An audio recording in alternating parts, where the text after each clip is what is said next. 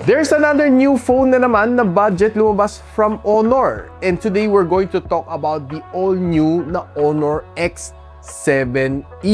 Makita naman natin sa kanyang design, it looks really nice, really refreshing, and medyo iba na siya sa Honor X7d. And sasabihin ko sa inyo kung sino kamukha niya right after this quick intro.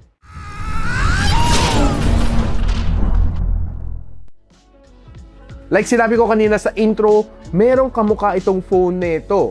I'm not quite sure kung nahulaan ninyo, no? Pero ito na, papakita ko sa inyo. Ito, kamukha niya. Tingnan mo ka ng camera module, hindi nagkakalayo sa isa't isa, di ba?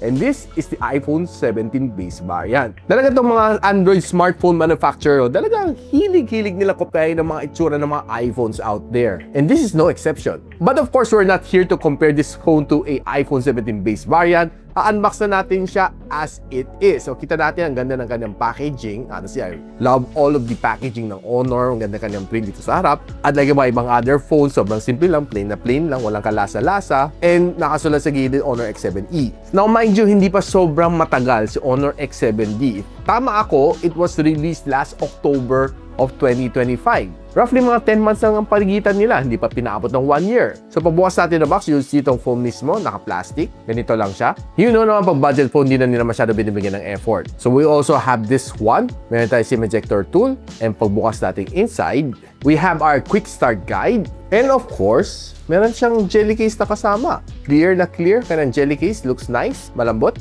And further inside, we have our charging cable. And of course, our charging brick na 45 watts. So much for the unboxing. So tanggalin na natin siya sa ating plastic. And we have here is the color black variant. I was hoping no, na color orange na natanggap natin, pero sad to say it's the color black. But definitely the orange one is the one to go dito sa series na ito.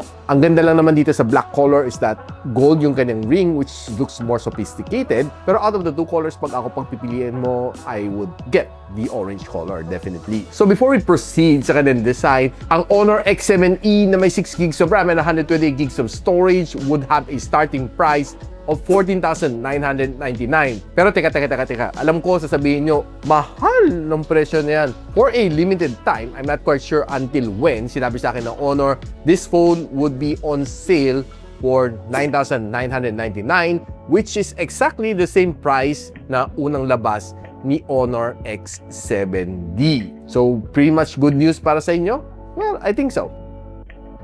Now, one thing that I like dito sa kanyang design is that it has a matte finish dito sa likod, which in return, wala kang makikitang mga fingerprint smudges dito sa likod. And I also like yung kanyang pagka-design sa kanyang camera ring dito is, of course, sinabi ko sa inyo kanina nung introduction na this one looks pretty much like the iPhone 17 base, which makes it pretty much attractive. We have a side plastic frame. Andito pa rin ang ating audio jack, which is pretty good. Plastic back. And we also have a glass finish. I'm not quite sure kung anong glass nito, pero sinabi lang sa atin is that this one is SGS certified for drop resistance and meron siyang MOS level 4 na protection. Now, another interesting thing na meron dito sa kanya is meron siyang button dito na AI. Pag pinindot mo, ang dami mong choices na pwedeng gawin. Now, nakaset to sa Google Lenses, but there are other options na pwede mo siyang iset. Now, pwede mo siya iset, no? Ang dami ng choices dito. Pwede ka Google Lenses, AI na screen suggestion, quick services, pwede siya magiging flashlight, and pwede rin siya maging ringer toggle kung gusto mo.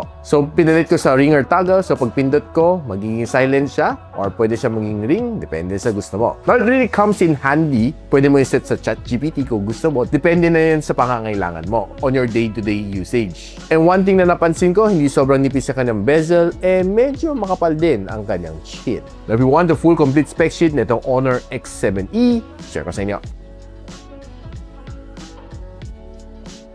Now, one of the good things naman dito sa phone na ito is that it can pretty much handle mga multitask na ginawa ko dito sa kanya. Hindi naman siya masyado nagkahang dahil meron siyang 6 gigs of RAM and pretty much lahat ng mga ginagawa ko dito, kaya naman niyang gawin. Like doing some spreadsheet, Word document, opening some PDF, checking my social media, doing some AI. Basically, there's no problem dito sa kanya. But of course, there is some limitation din sa kanyang processor. This one can play you games, except that of course, don't expect na makakalaro ka ng mga higher graphical games like mga AAA games, huwag mo nang pag-isipan yon. Now, for the records, itong phone na ito is being powered by the MediaTek Helio G81 Ultra. I know na itong chip na ito is, well, Of course, it's more of a budget na chip, and it was only able to score me a 317,000 points. Now, if you compare this to yung Honor X7e na may Snapdragon 685, di hamak na medyo mas angat ng konti ang 685 dahil that one is a 6nm chip and this one is a 12nm chip.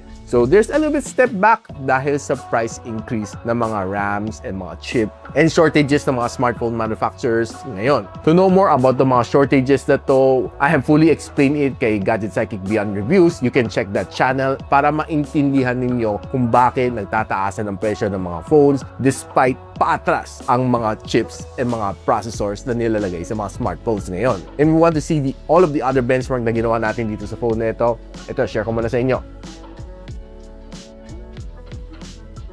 Now, one of the biggest improvement dito sa phone na ito compared sa kanyang predecessor, which is the X7e, is yung kanyang battery. This time around, it has a 7,500 mAh na battery na silicon carbon. It used to be 6,500 pero lithium-ion technology pa yon. Pero ngayon, siniksik na nila, it make it better. Mas magaan pa nga to compared sa last predecessor niya, dating 209 grams. Ngayon, 200 grams na ito. Despite lumaki ang kanyang battery size, hindi nag-compromise ang kanyang weight. And on top of that, bumili sila ng charging. This one, 45 watts compared sa dating 35 watts. And it can also give you a 7.5 watts na reverse wired charging. So meaning, kung meron ka mga ibang devices na kailangan ng kuryente, in case of emergency, pwede mo i-charge yung mga ibang devices mo using this phone. Kasi ang laki ng kanyang battery. Now, one good thing naman dito sa kanya is makunat ang kanyang battery. Despite yung kanyang processor is not one of the best out there in the market, pero masasabi ko sa inyo, matipid siya sa battery. And nung tinesting ko naman siya on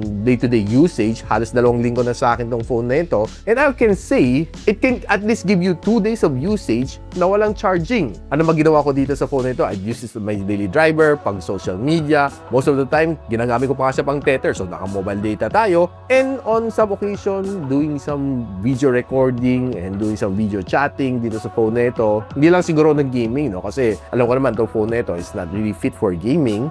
Pero pag-usapan natin gaming later, tumatagal naman kayo ng battery. Now, for me to back up my claim na kaya na itong phone na ito to last me for 2 days without even hitting the charging dock, ito guys, almost 20 hours ang binigay sa akin ni PC Mark na battery stress test. So, I would say, di ba guys, makunat. So, probably, masasabi ko, it's probably one of my battery king for 2026. Now, pagdating sa kanang display, wala naman siya masyadong in-improve compared sa X7e. It's the same TFT LCD na ginamit, and ang size niya right now is 6.61 inch. 120Hz screen refresh rate, nandiyan pa rin naman. And medyo tumaas ang kanyang peak brightness at 1010 nits. So if you're using this phone directly under direct sunlight, wala kang maging problema dahil, well, tinest ko naman siya and it was pretty nice and solid naman outdoors. Kung mostly naman kinoconsume mo to for social media, okay naman siya. Maganda naman ka ng display, it's really good. Malaki naman ka ng display. Swiping across yung mga shorts and reels, okay naman, mabilis naman mag-load as long as you have a good, stable internet connection. Wala naman problema mag-load ng mga shorts and reels, mabilis naman. And if you're watching mga shows naman dito on YouTube, on Netflix, okay, wala kang maging problema as long as you just have to set your expectation na hindi siya kasing ganda ng AMOLED display. I think the phone na ito can pretty much give you a decent video entertainment. Now, itong phone na ito has only one loud-firing speaker. Now, it's coming up from dito sa ibabaw and it's not coming from underneath, which is, to my surprise, malinis kasi ilalim niya. Now, let's quickly sound check. Tingnan natin kung gaano kalakas yung isang speaker nito dito sa ibabaw.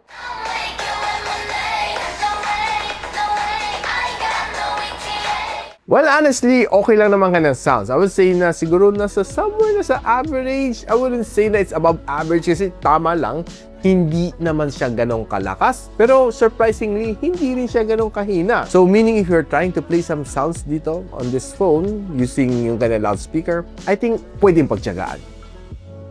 Now, I did play 2 games dito on this phone, Call of Duty Mobile and si PUBG. And surprisingly, meron pa siyang pag-game mode na lumalabas sa gilid. Now, ang gameplay ko naman dito sa CODM, okay lang naman. I would say na there are times na ma-feel kang frame drop, lags, talagang hindi mo maiwasan. No? Dahil this is just a G81 Ultra. Hindi pa kasi umabot ng G99, no? So you have really to set your expectation to the right place. Hindi ko naman minamalit ang G81, pero at least sinasabi ko lang sa inyo yung kakayahan nitong processor na ito. Overall gameplay, I would say it's pretty much playable, pero wag mo lang i-expect na sobrang ganda ang kanyang gameplay, sobrang smooth. That is definitely not something that you'll get dito sa CODM using a G81 Ultra na processor. Pinakamainin na na-achieve ko dito is 37 degrees Celsius after an hour of gameplay. Now, pagdating sa PUBG, I think mas maganda konti ang aking experience dito. I was able to put it to higher frame rates based sa kakayahan ng kanyang processor. And I think, personally, parang mas maganda ang gameplay ko dito sa kanya. Mas a bit smoother ang kanyang graphics overall. And medyo nakalaya naman ako sa game, though hindi ako nakapag-chicken dinner dito dahil iniwan ako ng mga kasama ko. Pero parang hindi masyado lagi ito gameplay ito based sa aking experience. Overall, yung touch response is good, sound is okay. You can probably put on your favorite headphones na wired to give you a better experience. And hindi rin siya mainit, no, at 38 degrees Celsius after an hour of gameplay.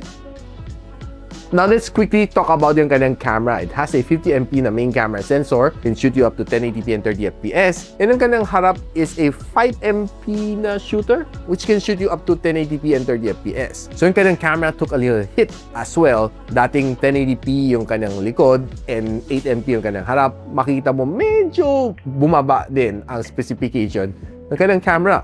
But like I always said, wala naman sa megapixel yan. Nasa UI din kung paano na i-integrate yung mga photos, paano na i-process to give you a better image. Upon checking sa outdoor photos, itong mga greens na ito, I would say it's a little bit pale than usual. But I would say na on some other occasion naman, makakuha ka naman maganda dito sa kanya. So medyo a bit hit and miss. Pansin ko lang kung medyo nasa under sunlight ka, yung mga photos medyo nag-overexpose. Pero kung wala namang sunlight involved, I think normal naman mga photos dito. On some occasion like this, okay naman. Tignan mo, walang sunlight. Medyo kita naman ng cloud details on this photo. And further taking more photos, makita mo yung greens. It's not so bad naman. And you'll be seeing some of those cloud details. Okay na okay. Intact na intact. So I did try to use yung kanyang zoom, kahit wala naman itong zoom lens, digital zoom lang. This is 1 times, 2 times, 5 times, and this is a 10 times zoom. Though after zooming for 10 times digitally, I would say na, well, quite blurred na siya. Now, trying this camera on indoor naman, you can capture some good images naman, like some of the flowers, some of the subject shot, mga product, mga apparels. Mukhang okay naman siya. Not so bad, pero hindi lang siya sobrang excellent, no? I think this one is probably one of the best shots na na-capture ko, itong color pink na sapatos ni Kyrie Irving. And it looks kind of good, itong kanyang pink. Now, moving over to food photography, I think not so bad. Itong kanyang camera was able to take me some pretty nice, good shots naman under the yellow halogen bulb ng mga food na ito sa loob ng Vikings. Pretty decent ang mga food photography dito sa X7e. And I was quite surprised with yung kanyang performance. I didn't really expect this to be this good pagdating sa food photography. At the very least, it was able to perform. Taking other shots ng mga condiments, ng mga ice cream, mga signages. I think not bad overall. And kahit medyo pahapon na, kaya pa rin naman mag-perform ka ng camera. Medyo gloomy nga lang ang mga shots ko. Now, one surprising factor is yung kanyang front-facing camera. I was quite impressed naman dito. Despite this one being a 5MP na camera, mga outdoor shots, so it's quite clear. This is probably out of my expectation. I was expecting to be a bit crappy, medyo malabo, but well, to my surprise, it was kind of good. On indoor, hindi ako nakakuha masyadong photos, and this is probably one of the only photos na na-capture ko. Mapapansin mo, it's a little bit softer ang mukha ko. Well, it's as expected, dahil medyo mas hirap siya sa low light. Now, here's a quick video from the front-facing camera ng Honor X7e. And can shoot you up to 1080p and 30fps. And here's a video from the rear camera. Parehong medyo shaky din. 1080p and 30fps yun ang kaya niya. Now guys, ano masasabi ko dito sa bago Honor X7e? Honestly, at its price, the original price of $14,999, it's kinda hard for me to vouch this phone. Kasi medyo malaki ang price increase niya, and some of the specs medyo even step down. Yung kanyang camera sensor step down, yung kanyang processor also step down, except then yung kanyang Battery talaga nag-improve drastically, no? I would say. All of the other specs almost remain the same from the X7D. Pero here's the kicker. I tried to do a little research, no, kung meron pa bang nagbebenta ng Honor X7D sa mga official stores ni Honor. Sad to say, finish out nila agad. So probably I would say na you're left with no choice but to check out the phone na ito, si Honor X7e. Now with its look, I would say na it looks almost like the 17 base variant from Apple. And currently, it's on sale for $9,999. Probably you might get it even lower if you use the links that I'll provide on the description box below or yan dyan sa aking YouTube shopping link to be able to buy it lower using yung mga vouchers na dinibigay ko sa inyo. If you're going to buy this at $14,999, I would say na you have to think about it again. Pero if you're buying this at $9,999, I think it's still a good catch kasi wala naman siyang naging price increase compared sa Honor X7D.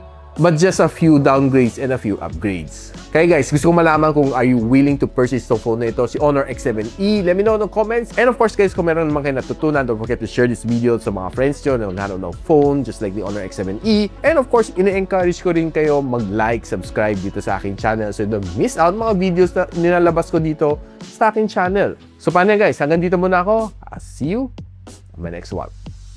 Peace out. And so, ako para si Richmond and you're watching Gadget Sidekick. Like and subscribe to my channel. Don't forget to hit that notification bell. For one of my latest uploads, click the dito. And for one of my popular uploads, click here.